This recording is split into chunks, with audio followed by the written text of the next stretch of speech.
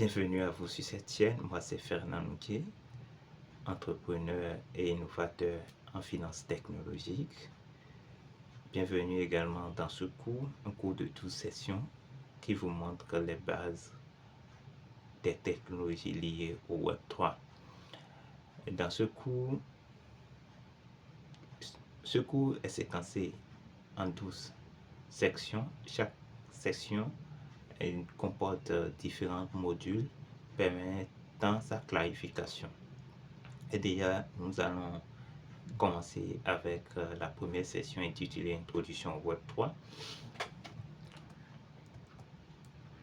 Comme programme, dans cette session, nous allons pouvoir différencier les modèles centralisés et décentralisés ainsi que leur implication et pouvoir évaluer les avantages et inconvénients de la centralisation, de la décentralisation dans les écosystèmes financiers et numériques. Nous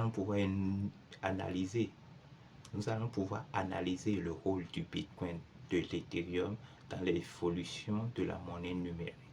Nous allons pouvoir expliquer les 3 fonctions de la monnaie, comme ces fonctions qui ne sont rien d'autre que moyens d'échange, unité de compte et réserve de valeur. Nous allons pouvoir comprendre les principes fondamentaux du Web 3, y compris la décentralisation et les systèmes sans confiance. Nous allons explorer l'importance des mécanismes de consensus, notamment la preuve du travail, le proof of work, et la preuve d'enjeu, le proof of stake, dans la sécurisation des réseaux blockchain. Comme programme, dans un premier temps, nous aurons à parler du processus vers un monde décentralisé. Dans un second temps, parler de la fonction de la monnaie. Ensuite, donner une brève introduction à Bitcoin ainsi qu'à Ethereum et conclure de cette section. Déjà, le premier module vers un monde décentralisé. Nous allons donc clarifier quelques concepts. Déjà, pour parler du Web 3, nous sommes passés par le Web 2 et le Web 2 est l'ère de la centralisation. Donc, déjà, c'est quoi la centralisation?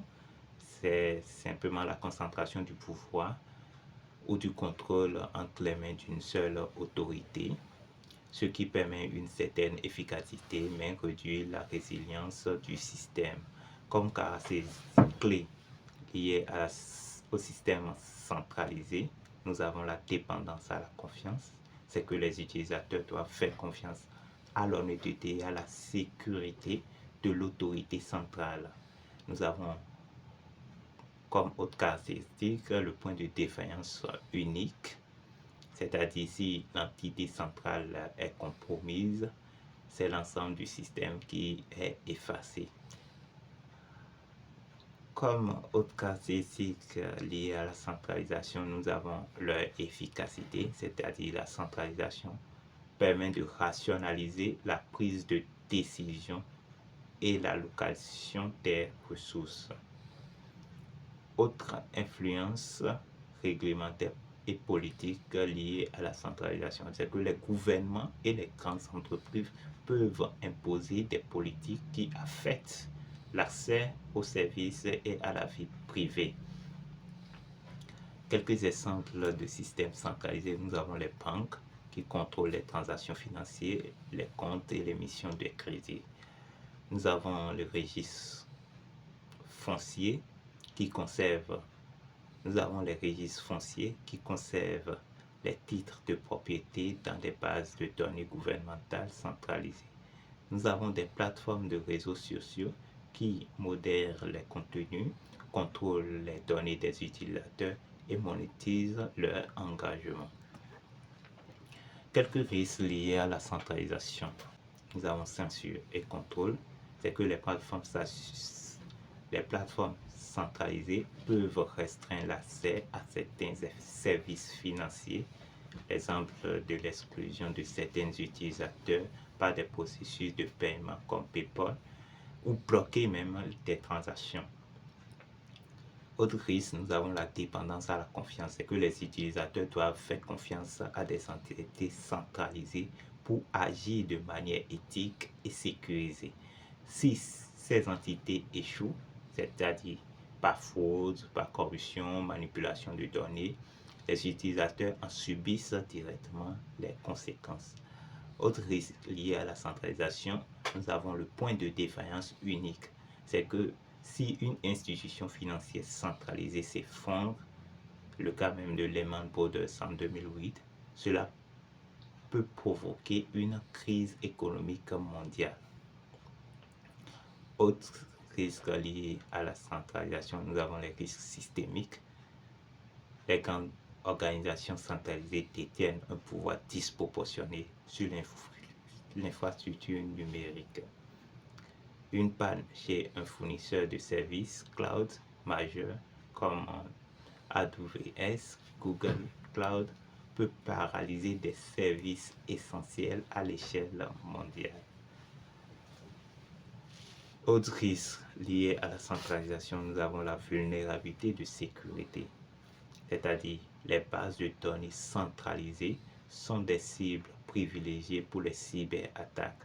L'exemple de la fuite des données chez Equifax en 2017 qui a exposé les informations personnelles de 147 millions de personnes, ou encore le scandale de Facebook Cambridge Analytica où des données personnelles ont été utilisées sans consentement.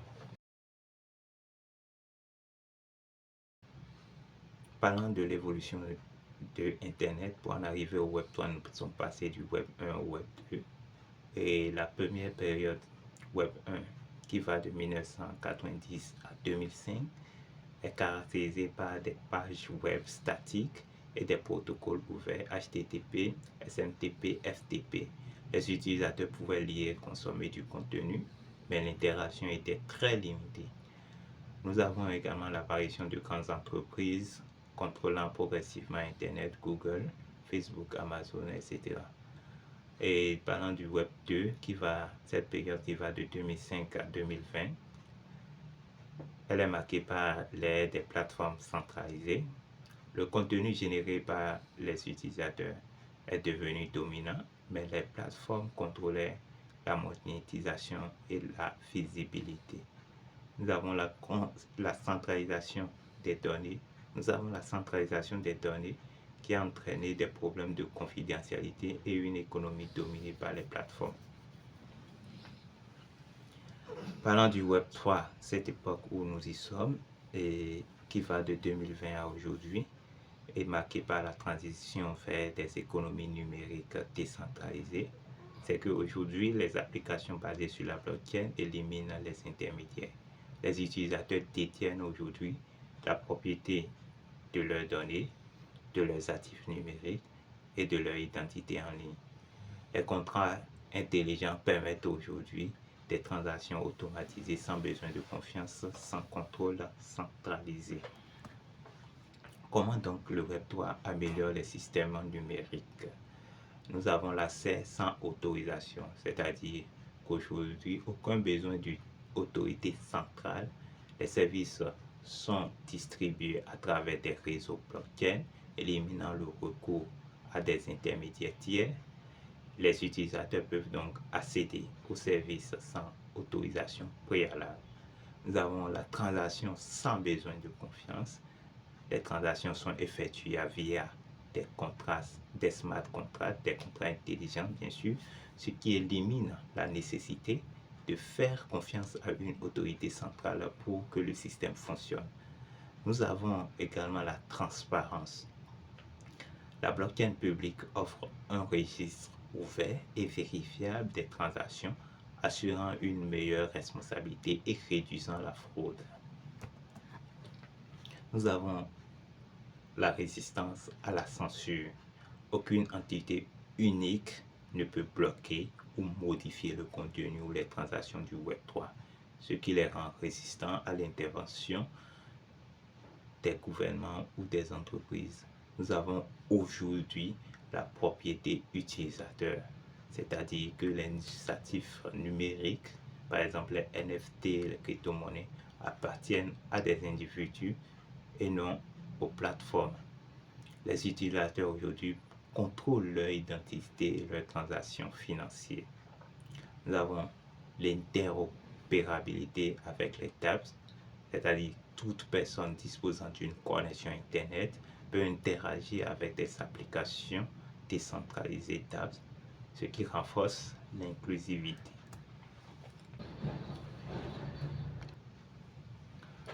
Pourquoi disons-nous donc que la blockchain est la colonne vertébrale du Web3?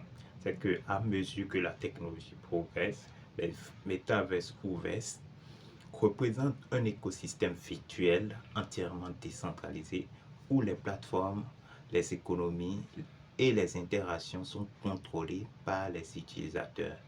Au-delà des crypto-monnaies, les utilisateurs du Web3 peuvent véritablement posséder des actifs numériques tels que des œuvres d'art, de la musique, de l'immobilier virtuel grâce à leur tokenisation. La technologie blockchain permet une tenue de registre décentralisée et immuable, éliminant le besoin de faire confiance aux autorités centralisées traditionnelles pour la vérification des transactions. Les crypto-monnaies décentralisent la monnaie, supprimant la nécessité des banques ou d'autres intermédiaires, tout en introduisant de nouveaux défis à relever. Nous avons la première application réussie du Web3, qui a été celle des crypto-monnaies rendue possible grâce à la technologie blockchain.